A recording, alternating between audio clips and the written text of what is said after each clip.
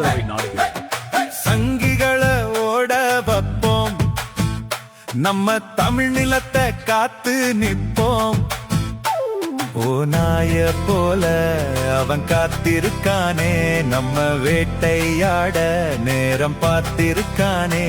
தமிழ்நாடே கலங்காதே, தீர்ப்பெழுத தயங்காதே.